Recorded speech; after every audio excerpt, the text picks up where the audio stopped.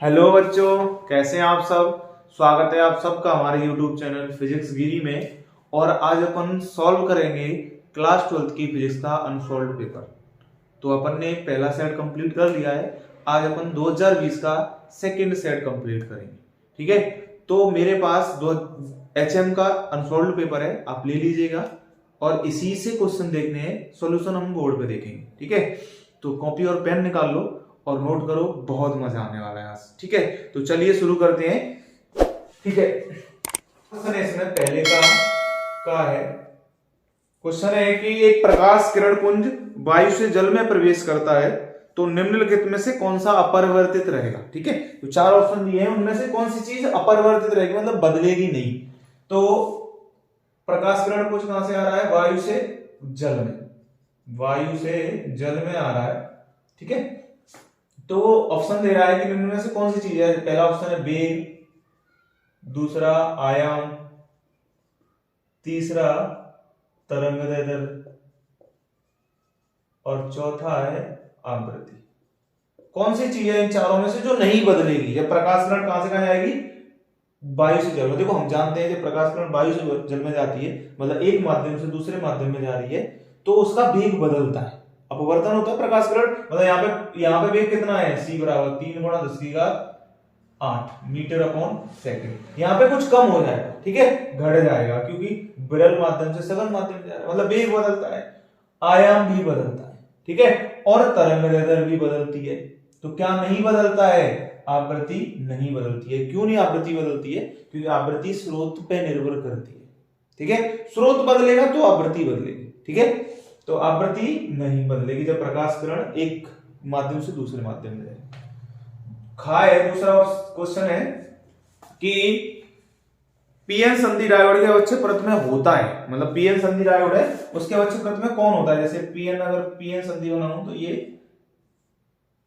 P क्षेत्र है और ये एन क्षेत्र है। पी क्षेत्र में कौन होते हैं, बहुसंख्यक वाहक होल होते हैं। बहुसंख्यक वाहक कौन होते हैं, होल होते हैं। ठीक है, बहुसंख्यक वाहक होल होते हैं। और एन क्षेत्र में बहुसंख्यक वाहक इलेक्ट्रॉन होते हैं।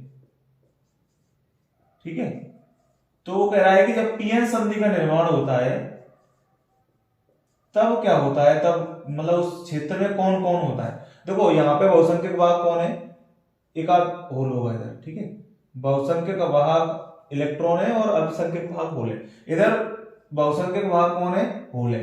तो इधर से इलेक्ट्रॉन इधर जाएंगे और इधर से होल इधर आएंगे, तो पीएन संधि का निर्माण होता है। कैसे कि ये क्या होगा, यहां और ऐसे।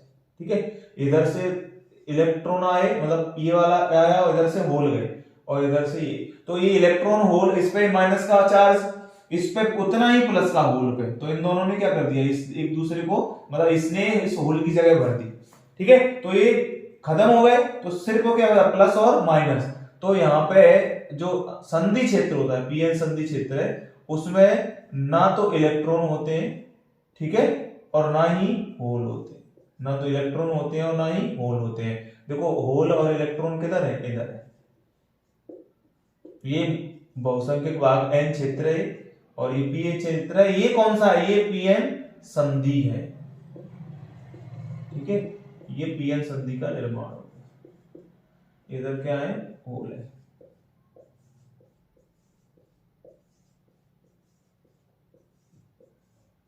ठीक है, इसमें कोई नहीं है। इसके अंदर देखो क्या उत्पन्न हो गया, एक विद्युत क्षेत्र उत्पन्न हो गया।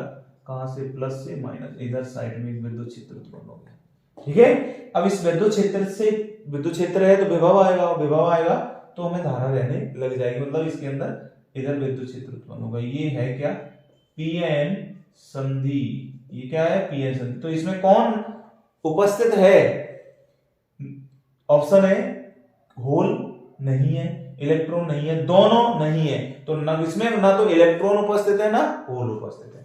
अगला क्वेश्चन है ग। ठीक है, जस्ते की सतह से इलेक्ट्रॉन उत्सर्जन हेतु निम्न में से कौन सा विकिरण अत्यधिक प्रभावी होगा। मतलब हमारे पास कोई धातु की सतह है, ठीक है, इस पे हम सूर्य का प्रकाश डालेंगे तो इससे इलेक्ट्रॉन, देखो इसके अंदर इलेक्ट्रॉन है अभी, जैसे हम सूर्य का प्रकाश डालेंगे मतलब फोटोन की ऊर्जा देंगे तो इलेक्ट्रॉन बाहर निकल आएंगे सतह से। ठीक है। और सतह से जब बाहर निकल आएंगे तो हमें पता चल गया कि इलेक्ट्रॉनों का उत्सर्जन हो गया। पर वो कह रहा है कि 4 ऑप्शन दिए इसने कि निम्न में से कौन सा विकिरण अधिक प्रभावी होगा। ठीक है, ऑप्शन है सूक्ष्म तरंगे हैं, परावैगिनी है, ठीक है, और दृश्य प्रकाश है और अवरक्त है। ठीक है, तो हमें पता है कि जिसकी जितनी आवृत्ति होगी, चारों में से जिसकी ज्यादा जितनी आवृत्ति होगी वो ज्यादा प्रभावी होगा, वो ज्यादा इलेक्ट्रॉन यहां से निकालेगा। तो 4 है कौन? सूक्ष्म तरंगे, ठीक है, दृश्य प्रकाश और अवरक्त, ठीक है, और परावैगिनी।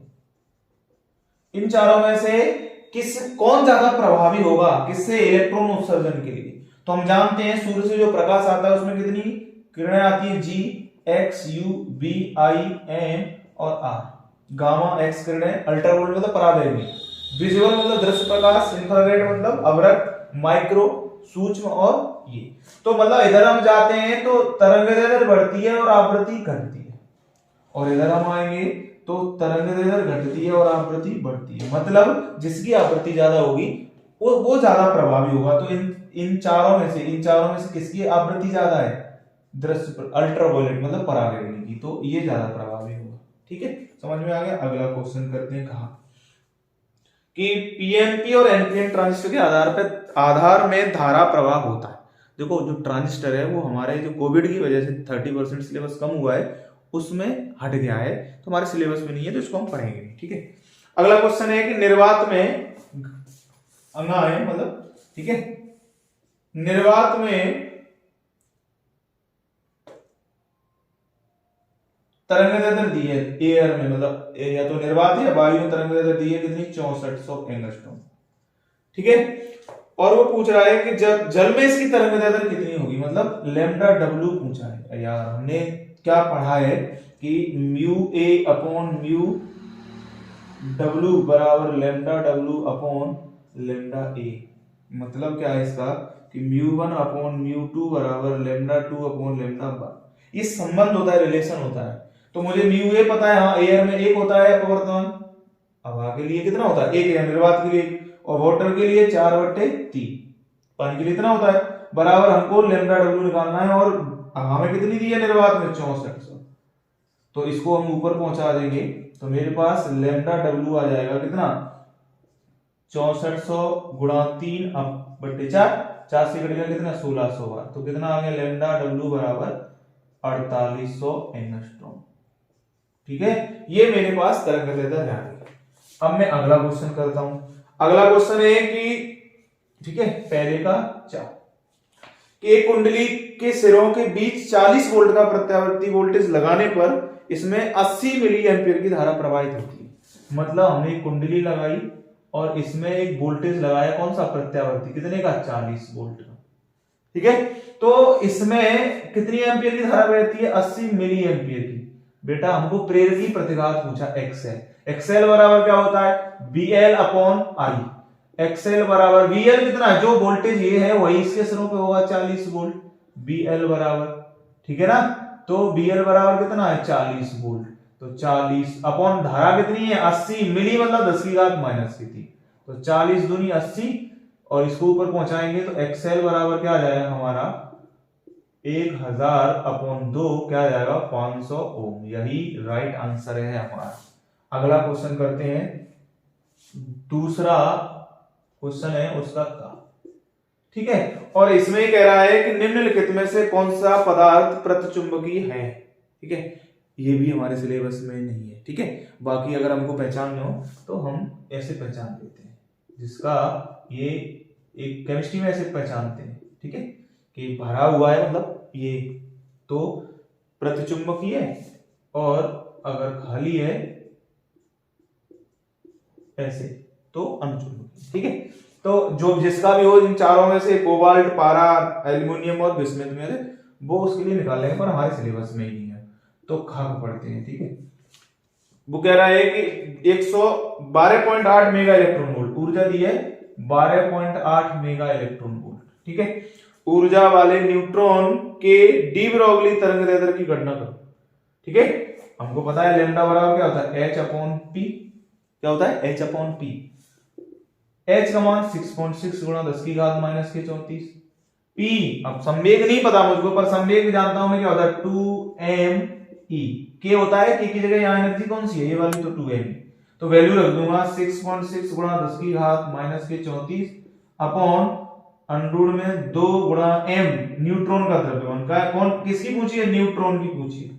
तो 1.6725 10 टू द पावर माइनस के 27 इनटू, देखो ऊर्जा किसमें दी है, मेगा इलेक्ट्रॉन वोल्ट। अगर इसको जूल में बदलेंगे तो 12.8 गुणा, मेगा मतलब 10 की घात 6 और इलेक्ट्रॉन वोल्ट मतलब 1.6 गुणा 10 की घात माइनस के 19। ये जूल में आ गई, और जूल में कितनी आई है, 12.8 गुणा 1.6 और कितनी बची, घातें माइनस की 13। इतनी जूल आ गई, इतनी जूल आ गई। इसमें रख दूंगा 12.8 गुणा 10 की 1.6 गुणा 10 की घात माइनस की 13।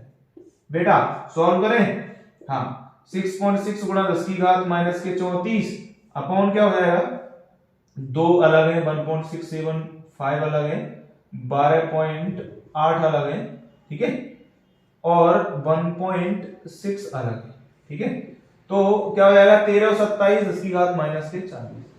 अब मैं 40 का तो सीधे सीधे वर्गमूल माइनस के 20 आ जाएगा वर्गमूल से।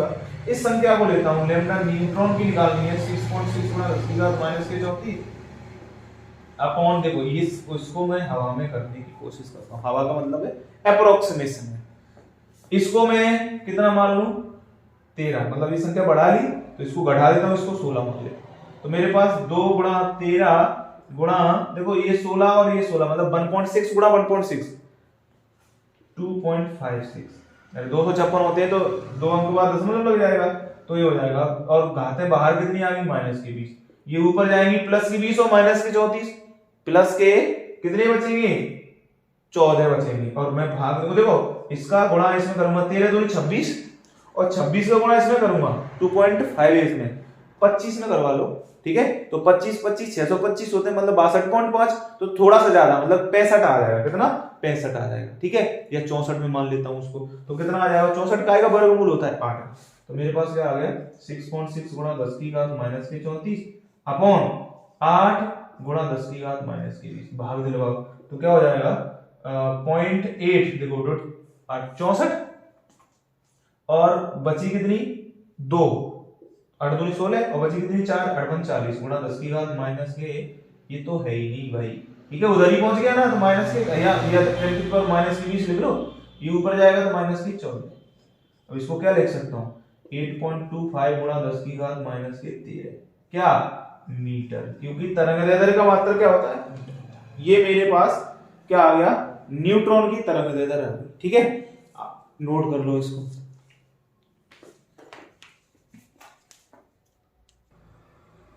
अगला क्वेश्चन है कि गॉस की प्रमेय क्या है।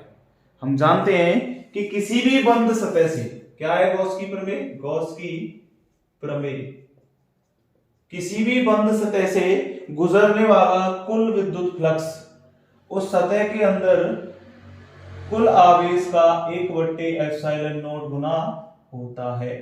ये क्या हो गई, गॉस की प्रमेय हो गई, ठीक है। जब भी किसी, क्या ये बंद सतह के अंदर कोई आवेश है, इससे जो भी फ्लक्स गुजरेगा, ठीक है, वो इस सतह के अंदर के कुल आवेश का 1/ε0 गुना होता है।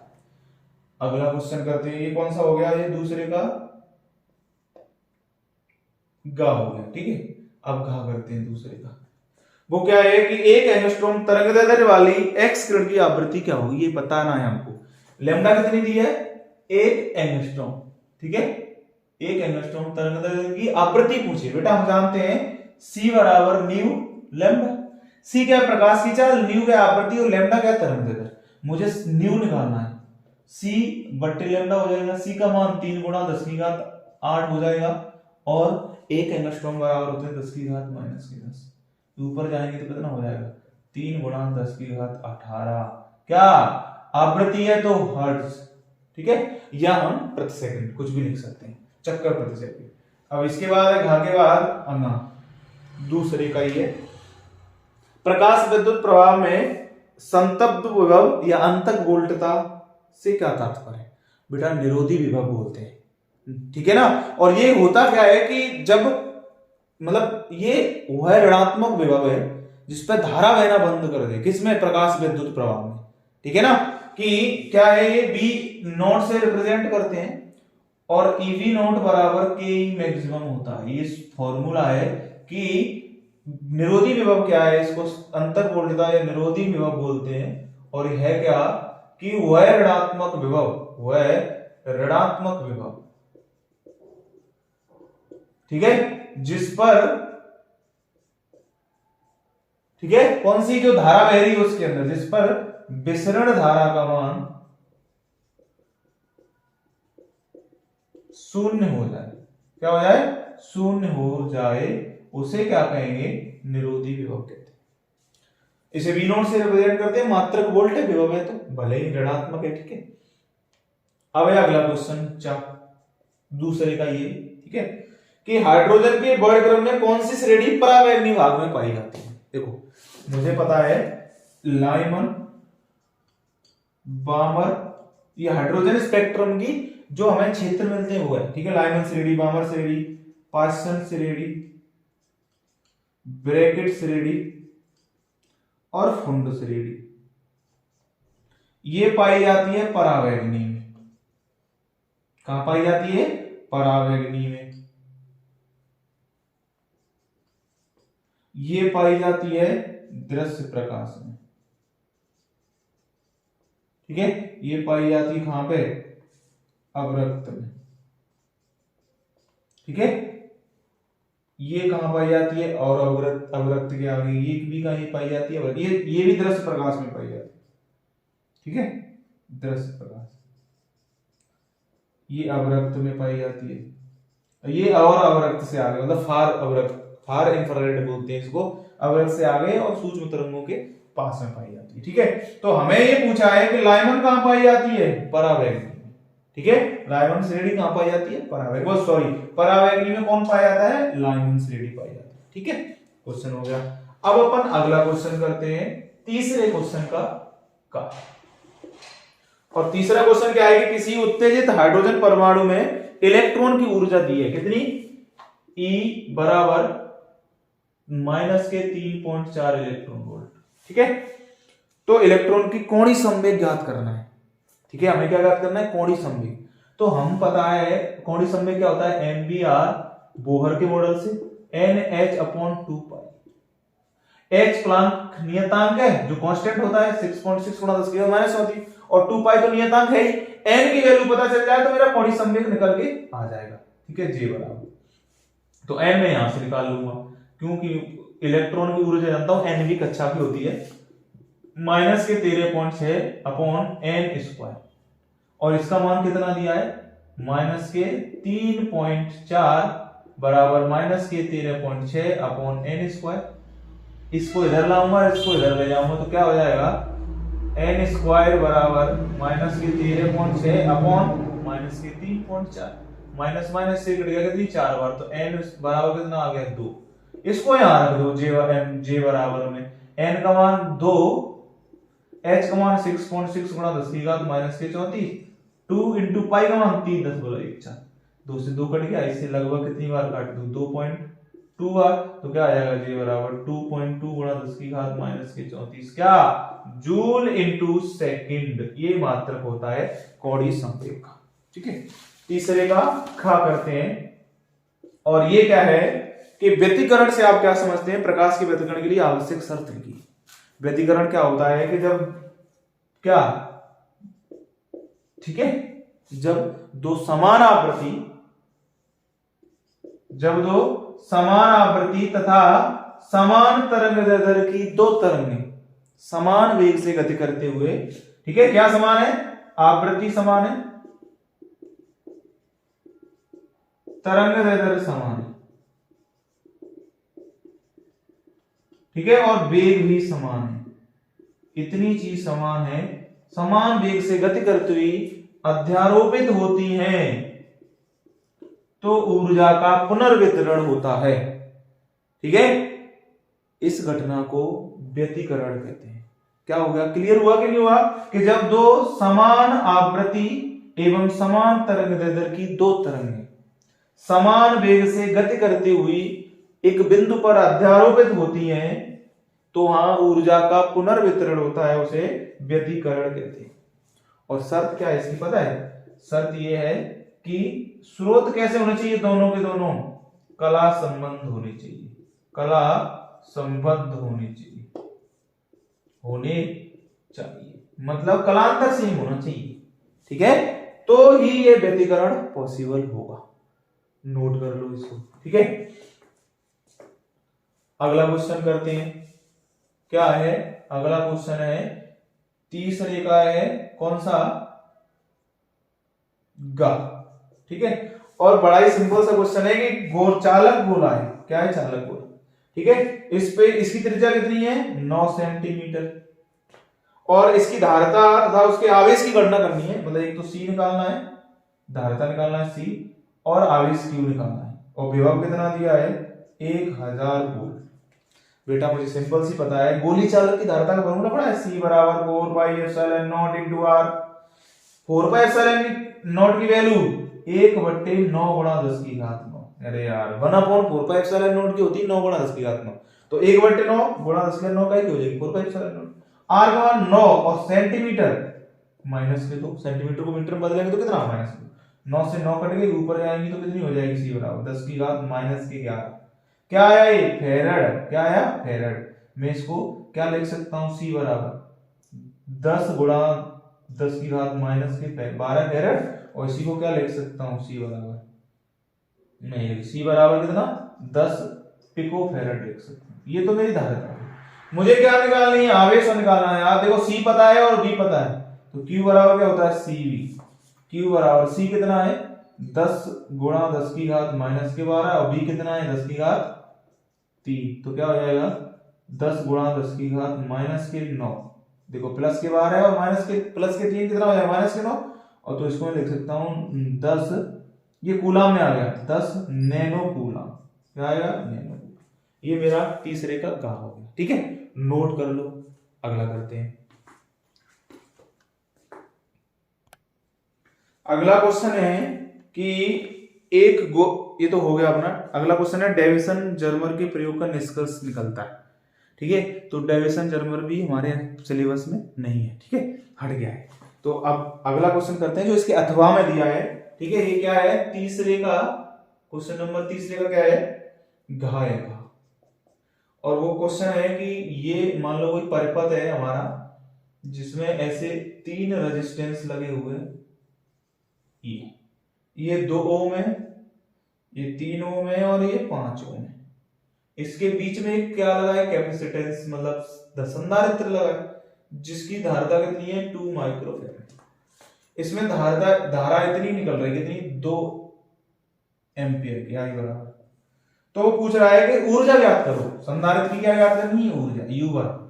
देखो हमें पता है ऊर्जा का सूत्र क्या था? ½ CV²। मुझे C तो पता है 2 माइक्रोफैराड, मुझे B और पता चल जाएगा। B पता करने के लिए मुझे तो तुल्य प्रतिरोध, देखो ये तीनों के तीनों प्रतिरोध कहते हैं श्रेणी क्रम में, और श्रेणी क्रम में क्या करता हूं? सीधे सीधे जोड़ देता हूं। R बराबर कितना? R1 plus R2 plus R3, तो क्या हो जाएगा? 2 + 3 + 5 कितना हो जाएगा? 10 ओम। B निकालना है, I मुझे पता है 2 एम्पियर, तो क्या हो जाएगा? I/R 2/10 कितना? 1/5, मतलब 0.2, ठीक है। B बराबर IR होता है। क्या होता है? B बराबर IR। I कितना है? 2, और R कितना है? 10, तो 20 वोल्ट आ जाएगा। ये मेरे पास क्या आ गई? वोल्टेज आ गया, विभव आ गया। फॉर्मूले में इसमें रख दूंगा, ऊर्जा निकालनी है 1/2। C का मान 2 गुणा 10 की घात 6 माइक्रो में दिया है, तो 1 माइक्रो बराबर 10 की घात -6, और B का मतलब 20 का वर्ग, 20 का वर्ग, ठीक है। तो U बराबर क्या हो जाएगा? 1/2, 2 से 2 कट गए, ठीक है।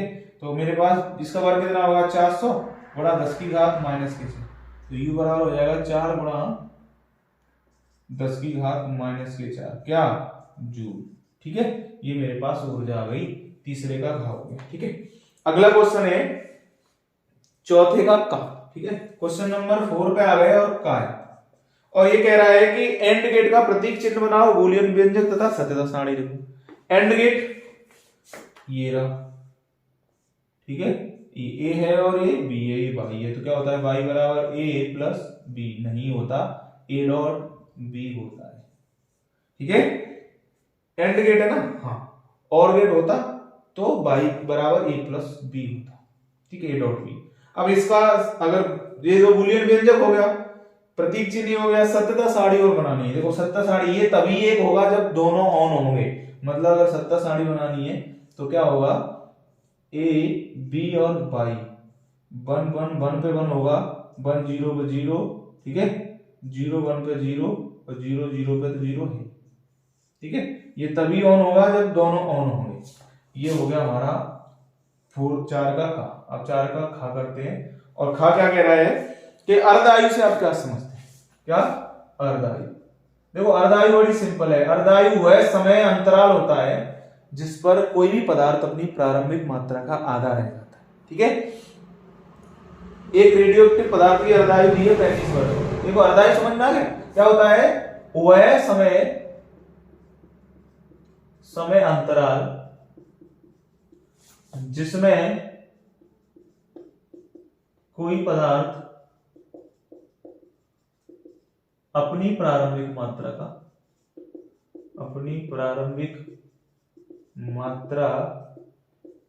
का आधा रह जाता है, ठीक है। अब एक खा हो गया। अब इसमें क्वेश्चन दिया है कि टी हाफ दी है 35 वर्ष, ठीक है, ये क्वेश्चन है, ये तो हो गया था क्वेश्चन। एक रेडियोएक्टिव पदार्थ की अर्धायु 35 वर्ष है यदि आज इसमें कितने परमाणु, आज मतलब n नॉट 4 गुणा 10 की घात 6 परमाणु, वो कितने वर्षों पश्चात परमाणु की संख्या मतलब बाद में कितनी रह जाती है, n 0.5 गुणा 10 की घात 6 परमाणु रह जाएगी। पदार्थ की माध्य आयु भी ज्ञात करनी है। देख तो समय पूछा है t और एक t एवरेज पूछा है, तो पहले t निकाल लेते हैं। देखो हमने फॉर्मूला पढ़ा है n बट्टे n नॉट बराबर 1/2 की पावर t बट्टे t। n का मान 0.5 गुणा 10 की घात 6, 4 गुणा 10 की घात 6, n नॉट का मान बराबर 1/2, t निकालना है, t आप 35 है, इससे कट गया ये, इससे 40 और कितनी 1/8, 1/8 बराबर 1/2 की पावर कितना t बट्टे 35 है, कितना है t बट्टे 35। ये 2 का क्यों होगा 1/2 का, 1/2 का t बट्टे 35, घातों की तुलना करेंगे तो 3 बराबर t बट्टे 35, इसको गुणा करेंगे तो समय कितना आ गया 105 वर्ष, ठीक है, समय तो ये आ गया। अब मुझे टी एवरेज और पूछा है, तो टी एवरेज बराबर होता है 1.4 इंटू टी हाफ, तो 1.4 इंटू 35, तो 14 गुणा 35 है, क्या होगा गुणा कर दे, ठीक है, तो 14 पाए कितने होते हैं 70 की 0, ठीक है, और 14 थी 42, कितने होंगे, ठीक है, और 42 और 7 49, तो मेरे पास आंसर आ गया 49 वर्ष। ये टी एवरेज आ गया मेरा, ये क्वेश्चन हो गया। अब अपन अगले क्वेश्चन पे आते हैं, और अगला क्वेश्चन है चौथे का खा हो गया गा, और गा क्या है कि विद्युत परिपथ के लिए किरचॉफ के नियम लिखिए और उसकी व्याख्या कीजिए। देखो किरचॉफ के नियम है 2, ठीक है, किसके नियम, किरचॉफ के नियम, ठीक है। पहला नियम है प्रथम नियम, काय का नियम है प्रथम नियम, धारा का नियम, ठीक है, इसको काय का नियम बोलते हैं, धारा का नियम, और ये काय पे आधारित है, आवेश संरक्षण पे है, क्योंकि इसमें क्या बोलता है कि किसी भी संधि पर आने वाली धारा बराबर होती है जाने वाली धारा के, ठीक है, तो I1 plus I2 plus I3 बराबर I5 प्लस I6, ये तो किरचॉफ का पहला नियम। दूसरा नियम होता है द्वितीय नियम, और इसको बोलते हैं काय का, बंद पास का नियम, बंद पास या वोल्टता का नियम, ठीक है, और ये होता है ऊर्जा संरक्षण पर आधारित है, ठीक है। और ये कहता है कि किसी भी विद्युत परिपथ में, ठीक है, प्रवाहित धारा तथा प्रतिरोध के गुणनफल का बीजगणितीय योग, ठीक है, उस परिपथ में उपस्थित कुल विद्युत वाहक बलों के बीजगणितीय योग के बराबर होता है। ठीक है, ये है। अब इसमें कोई भी परिपथ है, मान लो ये है, वोल्टेज लगा है, ऐसे लगा है, ऐसे लगा है, यहां से धारा I1 निकाल दी, यहां से धारा I2 निकाल दी, और यहाँ पे धारा कितनी जाएगी इधर से आके I1 प्लस I2। ठीक है, ये R1 है, ये R2 है और ये R3 है। तो तुम्हारे पास A B C D E और F है। तो एक बंद पास तो ये मिलेगा तुम्हारे पास, A D C B। दूसरा बंद पास ये मिल गया, C F D C। ठीक है, या F D C C D E, ये E। ठीक है, दूसरा बंद पास ये मिल गया। क्यों दो ही बंद पास बनाए, में क्यों रुक गया दो ही बंद पास पे? क्योंकि मेरे पास दो वेरिएबल है, दो ही तो धारा है, इसमें I2 और इधर से I1, इधर I1 प्लस I2। तो दो वेरिएबल, दो समीकरण बनाऊंगा। दो समीकरण बनाने के लिए दो ही बंद पास काफी है। अगर तीन समीकरण बनाते मतलब तीन धारा होती, तीन वेरिएबल होते तो मुझे तीन समीकरण बनाने पड़ते, इसलिए मुझे तीन बंद पास लेनी पड़ती। तो बड़ा ही सिंपल है कि किसी भी बंद पास, मतलब इसमें ले लो, किसी भी बंद पास में धारा तथा प्रतिरोध के गुणनफल का बीजगणितीय योग उस परिपथ में उपस्थित कुल विद्युत वाहक बल के बीजगणितीय योग के बराबर होता है। ठीक है, ये किरचॉफ का बंद पास का नियम हो गया। क्लियर है, नोट कर लो। ठीक है, अगला क्वेश्चन है कि विद्युत परिपथ, ये तो हो गया। ठीक है, अगला क्वेश्चन है कि विद्युत चुंबकीय प्रेरण संबंधी फैराडे के नियम लिखिए। इसके फैराडे के नियम। ठीक है, क्या लिखना है अपन को? अगला क्वेश्चन क्या है? ठीक है, तो अगला क्वेश्चन है कि विद्युत चुंबकीय प्रेरण संबंधी फैराडे के नियम लिखिए। एक परिनालिका के स्वप्रेरकत्व के गुणांक का सूत्र भी प्राप्त करना है। ठीक है, तो फैराडे के नियम क्या है? फैराडे के नियम। ठीक है, फैराडे के नियम क्या कहते हैं? पहला नियम,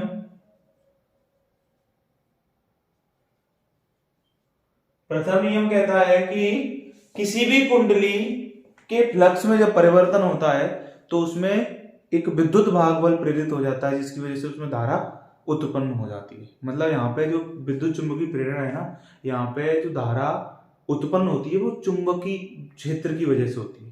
ठीक है, चुंबकीय क्षेत्र से धारा उत्पन्न होती है। मतलब चुंबकीय क्षेत्र से कैसे? मतलब फ्लक्स में परिवर्तन कर दो तुम कुल मिला के। और फ्लक्स में परिवर्तन कितने तरीके से कर सकते हैं? तीन तरीके से, या तो चुंबकीय क्षेत्र बदल दो, या क्षेत्रफल बदल दो, या थीटा बदल दो उनके बीच का। ठीक है, तो फ्लक्स में परिवर्तन कैसे भी कर दो तो धारा उत्पन्न हो जाएगी। तो फैराडे ने यही बताया पहले नियम में कि यदि किसी कुंडली के फ्लक्स में परिवर्तन होता है तो उससे उसमें विद्युत भागबल प्रेरित हो जाता है, जिसकी वजह से उसमें धारा उत्पन्न हो जाती है। पहला नियम हो गया। दूसरे नियम में वो कहते हैं क्या है? फ्लक्स, इसमें क्या होता है? फ्लक्स में परिवर्तन। ठीक है, जिसकी वजह से क्या होता है? विद्युत वाहक बल प्रेरित हो जाता है, विद्युत वाहक बल प्रेरित हो जाता है। ठीक है, और जिसकी वजह से क्या हो जाता है? विद्युत वाहक बल प्रेरित हो गया, जिसकी वजह से धारा प्रेरित हो जाती है, धारा उत्पन्न हो जाती है। ये पहला नियम। ठीक है, धारा करंट इंड्यूस होगी। दूसरे नियम में कहते हैं कि जो धारा हुई, उत्पन्न हुई है, जो विद्युत वाहक बल प्रेरित हुआ, वो कितना हुआ, वैल्यू भी तो बतानी पड़ेगी, वो बताई इसने दूसरे नियम में। द्वितीय नियम में कहते हैं, क्या कहते हैं कि जो विद्युत वाहक बल उत्पन्न हुआ है ना, वो उसमें फ्लक्स में परिवर्तन की दर के सीधे समानुपाती होता है। दूसरे नियम में फैराडे ने क्या बोला कि जो उत्पन्न विद्युत वाहक बल है कुंडली में, वो फ्लक्स में परिवर्तन की दर के सीधे समानुपाती होता है। जैसे ही प्रोपोर्शनल हटाएंगे, ठीक है, तो माइनस d5/dt हो जाएगा। ये माइनस का साइन बता रहा है कि जो फ्लक्स, जो विद्युत वाहक बल जो उत्पन्न हो रहा है, प्रेरित धारा की जो दशा है, वो फ्लक्स में परिवर्तन के विपरीत है। ठीक है, और अगर n फेरे हैं तो तब क्या हो जाएगा? यदि n फेरे हो तो E बराबर माइनस के n d5/dt। ठीक है, ये फैराडे का दूसरा नियम हो गया। अब वो क्या कह रहे हैं कि एक परिनालिका में स्वप्रेरकत्व का सूत्र ज्ञात करना, स्वप्रेरण गुणांक का। मान लो ये परिनालिका है, ठीक है, और इसमें ये मतलब बैटरी लगी है और इसमें से करंट फ्लो हो रही है आई। तो जिसकी वजह से इसके देखो धारा का मान सीधे सीधे 0 से मान लो 10 एम्पियर भेजना है तो एकदम से हो नहीं जाएगा, पहले 0 से 1, 2 से 1 से 2, 2 से 3, मतलब धारा बदल रही है, और धारा बदल रही है तो परिनालिका का चुंबकीय क्षेत्र भी बदलेगा, क्योंकि क्या होता है म्यू नॉट एन आई बट्टे एन, धारा बदलेगी तो चुंबकीय क्षेत्र बदलेगा, और चुंबकीय क्षेत्र बदलेगा तो फ्लक्स बदलेगा, क्योंकि फाई बराबर क्या होता है वी ए cos थीटा, तो बी बदला तो फाई बदला, और जैसे फ्लक्स बदला तो प्रेरित एक विद्युत भाग बल प्रेरित हो गया इसमें से, जैसे फ्लक्स बदला तो इसमें विद्युत भाग बल प्रेरित हो गया, ठीक है, और विद्युत भाग बल जो प्रेरित हुआ वो उससे क्या हो जाएगी, इसमें धारा प्रेरित हो जाएगी, धारा उत्पन्न हो जाएगी। तो इसमें फेरों की संख्या कितनी है n है, इसका क्षेत्रफल कितना है a है इस कुंडली का, और इसका फ्लक्स कितना है फाई है, और इसमें चुंबकीय क्षेत्र कितना है b है, कितना चुंबकीय क्षेत्र है b है, ठीक है।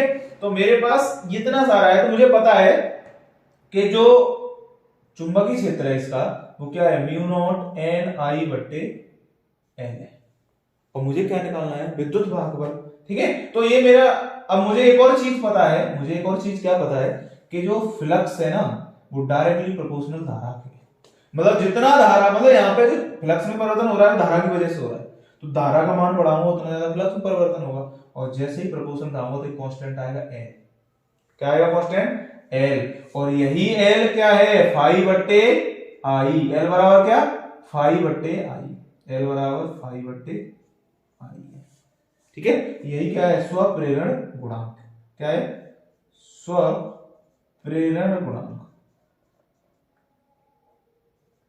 यह क्या है स्वप्रेरण गुणांक है। तो इसी का सूत्र याद करना, देखो फ्लक्स चुंबकीय क्षेत्र तो दे रहा, तो फ्लक्स कैसे निकालूंगा b इंटू ए, यदि ये फ्लक्स है किसका, ये चुंबकीय फ्लक्स है कुंडली का,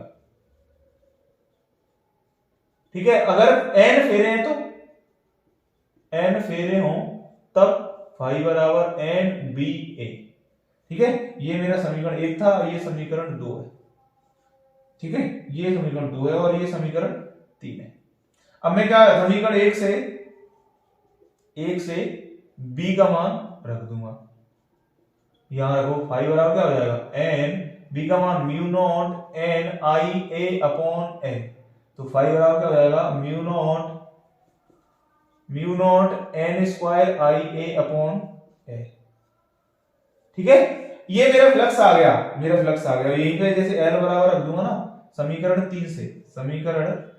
3 से क्या हो जाएगा फाई बराबर एल बराबर फाई बट्टे आई, एल बराबर फाई का मान कितना है mu naught N I square, sorry mu naught N square I A बट्टे कितना हो जाएगा एल अपॉन आई है, आई से आई कट गया तो मेरे पास एल बराबर क्या आ गया म्यू नॉट एन स्क्वायर ए अपॉन एल, ये मेरे पास स्वप्रेरण गुणांक का फॉर्मूला आएगा, यही मुझसे पूछा था। और डिटेल और पूछे मतलब विद्युत भाग बल पूछे तो मैं जानता हूं फाई प्रोपोर्शनल क्या होता है, फाई बराबर एल आई होता है ना, तो D phi over D T कर दूंगा तो L D I over D T हो जाएगा, और D phi over D T का आएंगे माइनस के ई के, तो L D I over D T, तो ई बराबर क्या हो जाएगा माइनस के L D I over D T, ठीक है। तो मेरे पास ये विद्युत भाग बल का है, मुझसे यहां तक पूछा था कि जो कुंडली है उसके फैराडे के नियम लिखो, और उस कुंडली के कारण परिनालिका के कारण स्वप्रेरण गुणांक का फॉर्मूला ज्ञात करो, ठीक है। ये मेरे पास हो गया। अगला क्वेश्चन करते हैं, ठीक है। और अगला क्वेश्चन है कि एक समान चुंबकीय क्षेत्र के लंबवत प्रवेश करने वाले अल्फा कण तथा प्रोटॉन के वेगों का अनुपात दिया है। एक तो उसने B alpha into B proton के वेग का अनुपात दिया, एक अनुपात दिया, ठीक है। क्षेत्र में प्रवेश करने के बाद भी एक भिन्न वृत्ताकार पथों पर गति करते हैं, तो उनके वृत्ताकार पथों की त्रिज्याओं का अनुपात ज्ञात करो, ठीक है। वो कह रहा है अलग अलग इनके पथ हैं, एक वृत्ताकार पथ है, अल्फा कण का अलग है और प्रोटॉन का अलग होगा, ठीक है। अल्फा कण का अलग है और प्रोटॉन का अलग है, इसका R1 है और इसका हो सकता है R2, ठीक है, कुछ भी हो सकता, मतलब देखेंगे कौन बड़ा है कौन छोटा है। अनुपात पूछा है तो हम जानते हैं क्या होता है, R बराबर M B upon Q B. ये तब है जब किसी आवेशित कण को किसी एक समान चुंबकीय क्षेत्र में प्रवेश कराएंगे तो उसका पथ कैसा होता है, वृत्ताकार होता है, उस पथ की त्रिज्या कितनी आती है ये, तो एक समान चुंबकीय क्षेत्र बी तो कांस्टेंट है, तो उसने जो पूछ लिया धारा देखो R1 क्या होगी एम एम, आर अल्फा के लिए निकाले तो आर अल्फा बराबर कितना होगा M alpha V alpha upon Q alpha into B तो कांस्टेंट है। ऐसे R अगर प्रोटॉन के लिए निकालें तो MP Vp upon QP into B, ये करेंगे तो इससे कैंसिल आउट हो गया, तो QP ऊपर पहुंचेगा तो R अल्फा अपॉन RP बराबर क्या हो जाएगा, M अल्फा बट्टे MP इंटू B अल्फा बट्टे BP into QP upon Q alpha.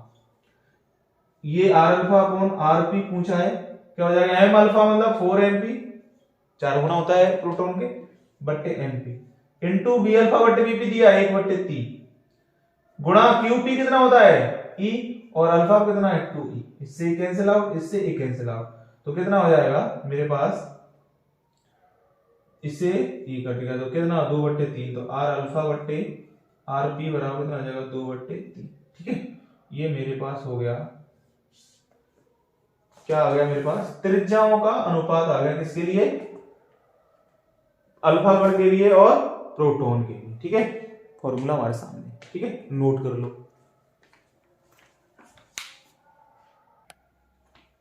अगला क्वेश्चन है अपना, ठीक है, अगला क्वेश्चन है कि अल्फा कणों के प्रकीर्णन के प्रयोग के आधार पर रदरफोर्ड का परमाणु मॉडल समझाइए।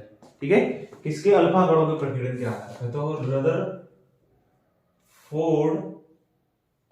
का परमाणु मॉडल। ठीक है, रदरफोर्ड का परमाणु मॉडल समझाना है किसके आधार पर, अल्फा कण प्रकीर्णन के।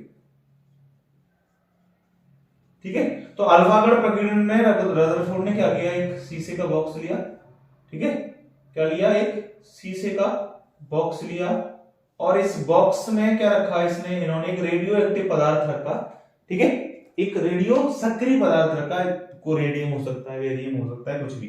ठीक है, यहां से अल्फा कण उत्सर्जित हुए और अल्फा कण को इन्होंने क्या किया, एक सोने, मतलब सोने की एक फॉइल थी, मतलब पट्टी थी, उस पर डाला। ठीक है, ये कोई सोने की, ठीक है, पट्टिका है, या इसको ऐसे बना सकते हैं। ठीक है, ये कोई सोने की पट्टिका, इस पे इसने क्या डाला, इसको डाला, ये ऐसे रखिए। ठीक है, ऐसे रखिए, तो यहां से जो प्रकाश किरण गई, मतलब जो यहां से जो अल्फा कण गए, ठीक है, वो क्या हुआ, अधिकांश अल्फा कण तो मतलब गए, ठीक है, और बिना विचलित हुए सीधे निकल गए।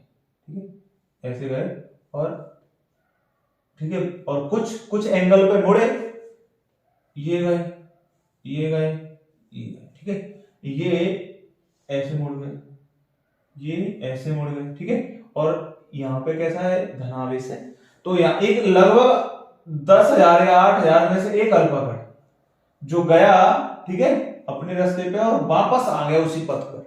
इससे ये पता चला कि इसके केंद्र में ऐसा कुछ है जिस पर इस नाविक का, इस परमाणु का पूरा का पूरा द्रव्यमान और लगभग पूरा का पूरा आवेश क्या है, निहित है, मतलब पूरा धनावेश और पूरा पूरा लगभग द्रव्यमान इसमें निहित है, इसके अंदर है।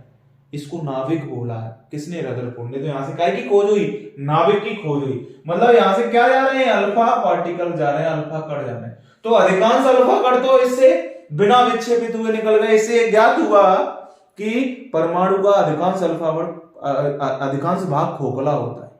ठीक है, कुछ जो इसके पास आते गए, जो इसके पास आते गए वो विक्षेपित होते गए अलग अलग एंगल पे। ठीक है, जो इसके पास आते गए वो अलग अलग एंगल विक्षेपित हो गए। ठीक है, कुछ लगभग कितने में से, लगभग 10,000 में से, ठीक है, 10,000 में से एक अल्फा कण कितना अपने पथ पर वापस लौट आया। ठीक है ना, ये रदरफोर्ड ने अल्फा कणों के प्रकीर्णन में समझाया। तो इसने कुछ ऑब्जर्वेशन करे, मतलब इसने क्या किया, कुछ प्रेक्षण करे, ऑब्जर्व किया इसने। तो इसने बताया कि अधिकांश अल्फा कण बिना विक्षेपित हुए इस मतलब स्वर्ण पत्र का सीधे निकल जाते हैं। इससे पता चला कि परमाणु का अधिकांश भाग क्या है, खोखला है। ठीक है, परमाणु का अधिकांश भाग कैसा है, खोखला है, अधिकांश भाग खोखला है। ठीक है, और इसने क्या देखा, और इसने देखा लगभग 8-10 हजार में से 8 हजार में से कोई एक अल्फा कण अपने पथ पर क्या हो रहा है, वापस आ रहा है। लगभग 10 हजार में से या 8 हजार में से, ठीक है, एक अल्फा कण अपने पथ पर वापस आ रहा है, ठीक है। इसका मतलब क्या है, जिससे, ठीक है, नाभिक इसके, जिससे परमाणु के केंद्र में, ठीक है, नाभिक के होने का पता लगा, ठीक है। तो ये क्या है, रदरफोर्ड का परमाणु मॉडल है, किसके आधार पे, अल्फा कणों के प्रकीर्णन के आधार पे, ठीक है। अपन आगे बढ़ते हैं, अगला क्वेश्चन करते हैं। अगला क्वेश्चन है कि एक एनपीएन ट्रांजिस्टर में 10⁻⁶ में उत्सर्जक, देखो फिर से ट्रांजिस्टर है, ट्रांजिस्टर वन सिलेबस में है नहीं तो हम नहीं पढ़ेंगे। अगला क्वेश्चन करेंगे, और अगला क्वेश्चन है क्या कि एक प्रत्यावर्ती धारा परिपथ में प्रेरकत्व L, धारिता C तथा प्रतिरोध R श्रेणी क्रम में जुड़े हैं, तो परिपथ की प्रतिबाधा तथा कालांतर में व्यंजक प्राप्त करना है। देखो L C, ठीक है, और R तीनों कैसे जुड़े हैं, प्रत्यावर्ती परिपथ से, प्रत्यावर्ती परिपथ है इसे किससे, श्रेणी क्रम में जुड़े हैं, L C और R, ठीक है। तो हमें ये B बराबर V0 sin ओमेगा t है। क्या पता करना है, एक तो प्रतिबाधा का फॉर्मूला, एक कालांतर, दो चीज निकालनी। देखो हम क्या करते हैं, इसके लिए हम वेक्टर आरेख विधि अपनाते हैं। क्या, वेक्टर आरेख, ठीक है। हम क्या करते हैं, देखो हमारे पास ये क्या है, एलसीआर, श्रेणी क्रम में एलसीआर, ये क्या है, श्रेणी क्रम में एलसीआर परिपथ है, ठीक है। क्या है, श्रेणी क्रम में एलसीआर परिपथ है, और इसमें क्या अपनाते अपन, हम वेक्टर आरेख विधि अपनाते हैं। वेक्टर आरेख विधि कैसे, अगर आर सर्किट की बात करें तो धारा तथा विभव में कोई कलांतर नहीं होता, इधर ही वी आर होता है और इधर ही धारा होती है, ठीक है। और अगर एल सर्किट की बात करें तो जो धारा है वो विभव से π/2 पीछे होती है, और अगर सी सर्किट की बात करें तो धारा विभव से π/2 आगे होती है।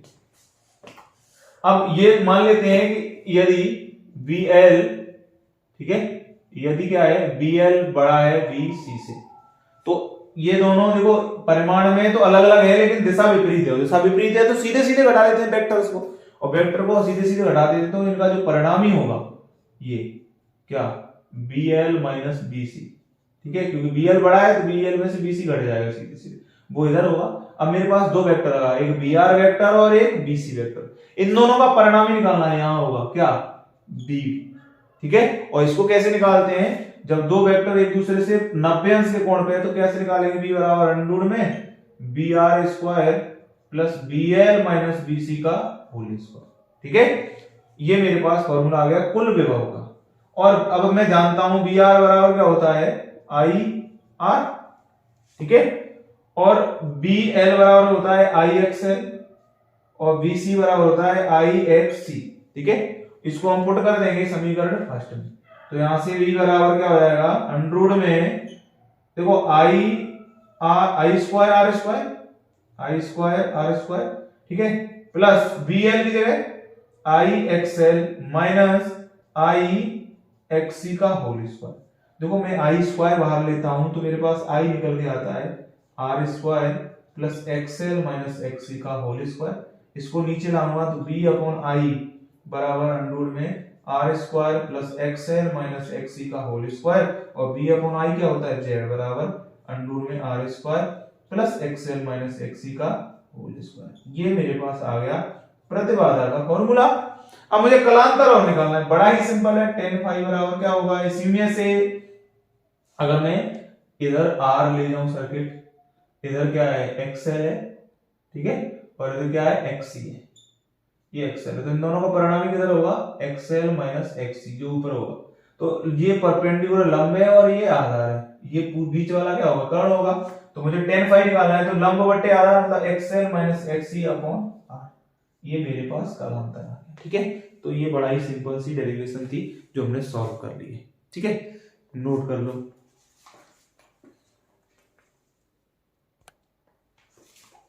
अपना अगला क्वेश्चन है कि 10 डायोप्टर तथा -5 डायोप्टर वाले क्षमता वाले दो पतले लेंसों को संपर्क में रखें। ठीक है, क्वेश्चन नंबर है 5 का। ठीक है, ये है गा का अथवा है, 5 के गा का अथवा वाला है। ठीक है, और इसमें कह रहा है कि 10 डायोप्टर और -5 डायोप्टर क्षमता वाले दो पतले लेंस को संपर्क में रखें। ठीक है, तो देखो क्षमता कितनी है, अभी बनाएंगे डायग्राम। P1 कितना है 10 डायोप्टर, P2 कितना है -5 डायोप्टर। संपर्क रखें, संयुक्त लेंस से 30 सेंटीमीटर की दूरी पर 2 सेंटीमीटर लंबी वस्तु रखी है। वस्तु रखी है कितनी, 30 सेंटीमीटर दूरी पे, और इसका आकार कितना है h0 बराबर 2 सेंटीमीटर लंबी हाइट है उसकी। तो प्रतिबिंब की लंबाई और इसकी प्रकृति पूछी। देखो हम यहां से फोकस दूरी निकालेंगे, f बराबर क्या होता है 100 बट्टे f 100 बट्टे p, तो क्या हो जाएगा लेंस के लिए। ठीक है, तो 100 बट्टे क्या हो जाएगा 10, तो इससे क्या होगा प्लस के 10 सेंटीमीटर, और f बराबर क्या हो जाएगा 100 बट्टे -5, तो क्या हो जाएगा -20 सेंटीमीटर। फोकस दूरी प्लस की है, उत्तल लेंस है, फोकस दूरी माइनस की है मतलब अवतल लेंस है। तो मतलब ये जो f1 है और ये f2 है, f1 तो उत्तल है और f2 कैसा है अवतल है। मेरे पास ये लेंस है, इसकी जो फोकस दूरी है वो 10 सेंटीमीटर है और इसकी फोकस दूरी है वो -20 सेंटीमीटर। ठीक है, इससे इस पूरे जो संयोजन है, इससे कितनी दूरी पर 30 सेंटीमीटर की दूरी पर कितनी बड़ी वस्तु रखी है। ठीक है, 2 सेंटीमीटर की ऊंचाई वाली। अब इस संयोजन की फोकस दूरी मुझे पहले तो चाहिए, तब तो मैं फॉर्मूला लगाऊंगा। तो संयोजन की फोकस दूरी कैसे, 1/f बराबर 1/f1 प्लस 1/f2। 1/f1 का मान 10 और 1/f2 का मान -20, तो 1/10 माइनस 1/20। एलसीएम लूंगा 20, 2 - 1, 1/20। तो मेरे पास f बराबर कितना आ गया 20 सेंटीमीटर। प्लस का आया है मतलब ये पूरा पूरा सिस्टम किसकी तरह करेगा, उत्तल लेंस की तरह वर्क करेगा। अब मेरे पास f पता है और u पता है, v निकाल लूंगा, तो 1/, फिर से 1/f इक्विवेलेंट मतलब इस सिस्टम के लिए, इस पूरी के लिए, तो Fe बराबर 1/v माइनस 1/u। 1/f का मान 20, 1/v निकालना है और -1/u कितना है -30। देखो इधर लेफ्ट साइड में तो दूरी कैसी माइनस माइनस प्लस, इसको इधर लाऊंगा तो मेरे पास 1/v बराबर हो जाएगा 1/20 माइनस 1/30। एलसीएम लूंगा कितना 60, 3 - 2 तो 1/60, तो मेरे पास v कितना आ गया 60 सेंटीमीटर। मतलब प्रतिबिंब कहां बनेगा 60 सेंटीमीटर दूर। ठीक है, प्रतिबिंब तो कैसा, अब कैसा बनेगा, देखो इधर बन रहा है। ठीक है, तो मैं अभी निकालूंगा, मुझे पहले आवर्धन क्षमता निकालनी है, क्या होती है v/u होती है। ठीक है, और v का मान कितना है 60 और u का मान -30, ये कितना आ जाएगा -2।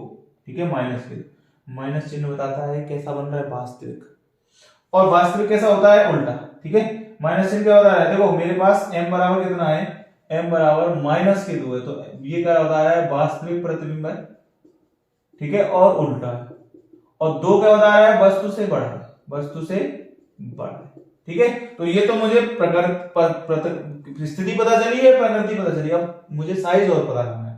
तो मुझे m बराबर ये पता चल गया, तो m बराबर एक और फॉर्मूला होता है h0/hi बराबर -2। h0 मुझे पता है तो hi, ठीक है, बराबर क्या हो जाएगा।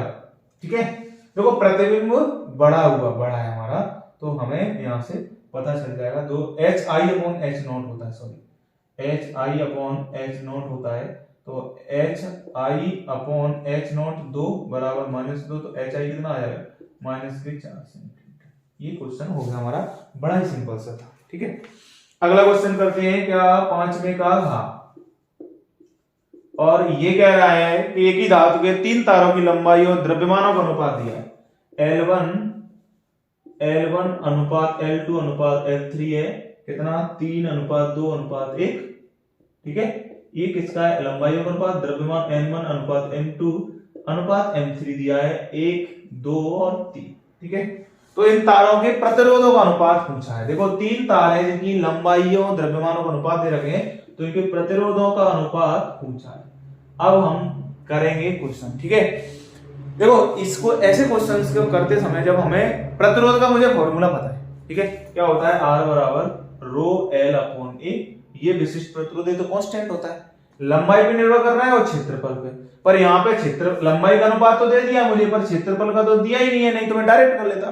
तो ऐसा क्वेश्चन करने के लिए मुझे एक चीज पता होनी चाहिए कि मैं जानता हूं कि जो तीन तारे हैं वो अलग अलग लंबाई के, मैंने उनका उनमें वजन भी अलग अलग होगा, उनका द्रव्यमान अलग अलग होगा। तो मैं जानता हूं m बराबर होता है v इंटू डी, डी घनत्व है, v आयतन है। तो तीनों तार एक ही पदार्थ के बने, मतलब घनत्व तो समान है, तो m प्रोपोर्शनल हो गया b आयतन की। तो m बराबर b है, तो ठीक है, m प्रोपोर्शनल क्या है, b है, b। तो m और b बराबर क्या है, आयतन मतलब एरिया क्षेत्रफल और इनटू क्या, लंबाई। इसको मैं रख दूंगा, ठीक है। अब तो यहां से क्षेत्रफल निकल के आ जाएगा क्या, m बट्टे l। तो क्षेत्रफल प्रोपोर्शनल का आगे हो गया, क्षेत्रफल हो गया m बट्टे l को, इसको मैं यहां पुट कर दूंगा। तो r बराबर रो l बट्टे क्षेत्रफल की जगह क्या, m बट्टे l। तो l कहां पहुंचेगा यहाँ पे, तो r प्रोपोर्शनल हो गया l स्क्वायर अपॉन m के। बस r1 अनुपात r2 अनुपात r3 निकालना है, तो क्या होगा, l1 स्क्वायर अनुपात ठीक है, l1 स्क्वायर अपॉन m1 अनुपात l2 स्क्वायर अपॉन m2 अनुपात l3 स्क्वायर अपॉन m3। ऐसे समानुपाती होगा मेरा, ठीक है। या मैं अगर मुझे इसको देखना है, मतलब निकालना है, मुझे अनुपात निकालना है, तो r1 बराबर क्या होगा, l1 स्क्वायर अपॉन m1, ठीक है। तो ये क्या निकलेगा, मतलब क्या निकलेगा, ये l1 का मान कितना है, ठीक है, और r2 बराबर l2 स्क्वायर अपॉन m2 और r3 बराबर l3 स्क्वायर अपॉन m3। कोई कांस्टेंट होगा जो कट जाएगा। तो अब मैं इसको डिवाइड करूंगा तो ये उल्टा अनुपात हो जाएगा, मतलब l1 square upon l2 square upon l3 square, ठीक है, बट्टे में हो जाएगा ना यार, समझो बात को। तो जो मेरा अनुपात है वो क्या हो चला जाएगा, क्या हो जाएगा, ये हो जाएगा l1 square upon l2 square, ठीक है, l1 स्क्वायर बट्टे m3 अनुपात क्या निकल के आएगा मेरा, r1 r2 r3 क्या निकल के आएगा, अनुपात l2 स्क्वायर इंटू m2 और अनुपात l3 स्क्वायर अपॉन m1, ऐसे निकल के आएगा। तो r1 अनुपात r2 अनुपात r3 क्या हो जाएगा, देखो l1 का स्क्वायर कितना है, 3 का 9 इंटू m3 कितना है, 3 अनुपात l2 का कितना है, 2 का स्क्वायर इंटू कितना है, 2 इंटू क्या हो जाएगा, 1 का स्क्वायर इंटू 1। तो r1 r2 और r3 क्या हो जाएगा, 27 8 और 1, ये अनुपात आ जाएगा। जब भी हमें द्रव्यमान दे रखा है और हमें निकालना क्षेत्रफल है ना, इसका यूज करेंगे। द्रव्यमान काय के बराबर होता है, आयतन इंटू घनत्व, ठीक है। वहां से क्वेश्चन निकल के आ जाएगा, नोट कर लो।